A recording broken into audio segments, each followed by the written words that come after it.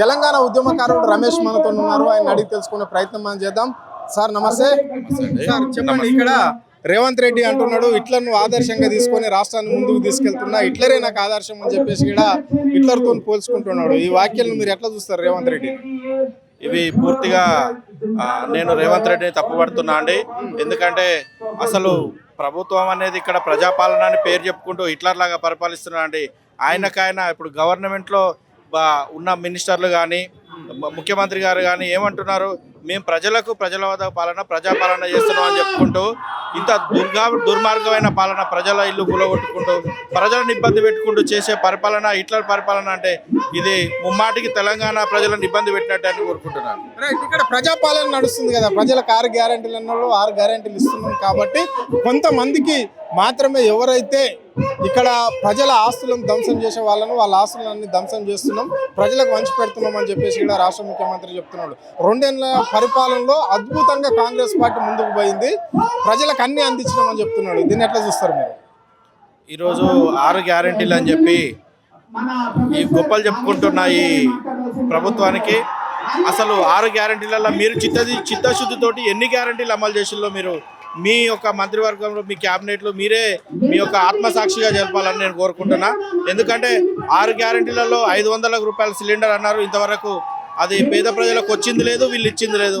200 యూనిట్ల free current అన్నారు, ఆ ఫ్రీ కరెంట్ ఇచ్చింది లేదు, సచ్చింది లేదు. ఎక్కడ అమలు చేస్తున్నారో వీళ్ళు వీళ్ళ అధికారంలో ఉన్నారు కదా, వీళ్ళ అధికారంలో పంపి ఒక్కసారి ప్రతి ఒక్క ఇంటిని వీళ్ళు విజిట్ చేస్తే వీళ్ళకి తెలిసి వస్తుంది అసలు ప్రజాపాలన అనేది 6 గ్యారెంటీలను అమలవుతున్నాయా లేవా అనేది. వీళ్ళ చిత్తశుద్ధికే వదిలేయాలండి. తెలంగాణ ప్రజలను ఇప్పటికైనా మోసం చేయకుండా చిత్తశుద్ధి పాలన పరిపాలించాలని కోరుకుంటున్నాను. అంటే రేవంత్ రెడ్డి పేదలకు ఇండ్లు ఇస్తున్నాడు, తెల్ల రేషన్ కార్డు అన్నాడు, తెల్ల రేషన్ కార్డు ఇస్తున్నాడు, నిరుద్యోగులకు ఉద్యోగాలు ఇస్తామన్నాడు, ఉద్యోగాలు ఇచ్చిండు. సో పేదలకు ఏదైతే సంక్షేమ పథకాలు అన్నామో అన్ని బస్సుతో పాటు 2500 ఇస్తున్నాము, మళ్ళీ సబ్సిడీ గ్యాస్ ఇస్తున్నాము, ఉచిత కరెంట్ ఇస్తున్నాము అని చెప్పేసి కూడా కాంగ్రెస్ పార్టీ నాయకులు రాష్ట్ర ముఖ్యమంత్రి చెప్పుకుంటున్న వైఖరి ఇది వాస్తవమేనా? మరి ఎందుకు ప్రతిపక్షాల పైన రేవంత్ రెడ్డి అడుగడుగున నిలువెత్తున మండిపోతాడు? ఎందుకు? ఒక విషయం క్లియర్గా చెప్పదలుచుకున్నా అండి. ఏంటంటే ఈ కాంగ్రెస్ ప్రభుత్వం వచ్చాక ప్రజాపాలన అనే పేరుతో కేవలం ఒక మహిళలకు ఉచిత బస్సు తప్ప మిగతా ఇలాంటి 6 గ్యారెంటీలలో ఏ గ్యారెంటీ కూడా అమలు చేయలేదు. వాళ్ళు అనుకుంటున్నట్టు మేము ప్రతి గ్రామానికి ఇల్లు కట్టిస్తున్నామని. ఇంకా ఇల్లు లేని గ్రామాలు చాలా ఉన్నాయండి. అవన్నీ ఎక్కడ వీళ్ళు వాళ్ళ కార్యకర్తలకు వాళ్ళ పార్టీకి అనుగుణంగా ఉన్న వాళ్ళకు మాత్రమే ఇల్లులు కట్టిస్తున్నారు. కాబట్టి నిజమైన పేదలను గుర్తించి ఇల్లులు కట్టాలని చెప్తున్నా అండి. అసలు ఆ గ్రామానికి వెళ్ళి ఒకసారి పరిశీలిస్తే తెలుస్తుంది వాళ్ళు ఎన్ని ఇల్లులు కట్టించారు, ఎంతమందికి ఫ్రీ కరెంట్ ఇస్తున్నారు, ఎంతమందికి ఫ్రీ గ్యాసులు ఇస్తున్నారు అవన్నీ.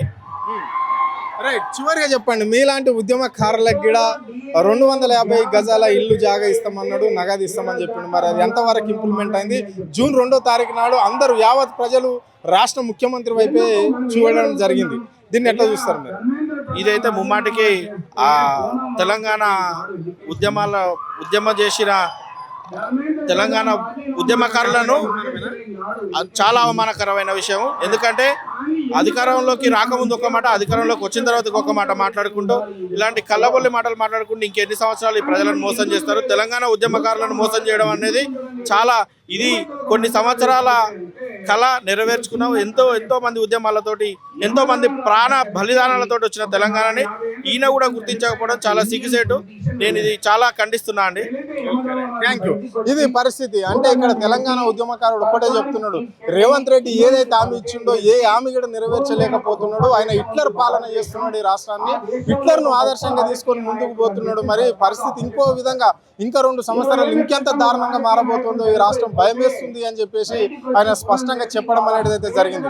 ఎందుకంటే ఇక్కడ ప్రజలకు ఇస్తున్న 6 గ్యారంటీలే కావచ్చు, నిరుద్యోగులకు ఇస్తున్న ఉద్యోగ అవకాశాలే కావచ్చు, విద్యార్థుల విషయానికి వస్తే కనీసం అకాడమిక్ ఇయర్ అయినా ఇప్పటికి కూడా పాఠశాలలలో బుక్స్ బట్టల పంపిణీ లేదు అని చెప్పేసి కూడా ఆయన మండిపడడం అనేది జరిగింది.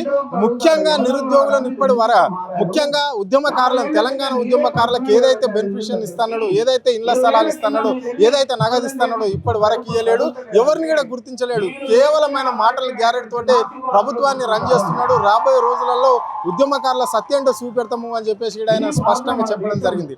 కెమెరా పర్సన్ కళ్యాణ్తో అరుణ్, ఆద్య టీవీ, హైదరాబాద్.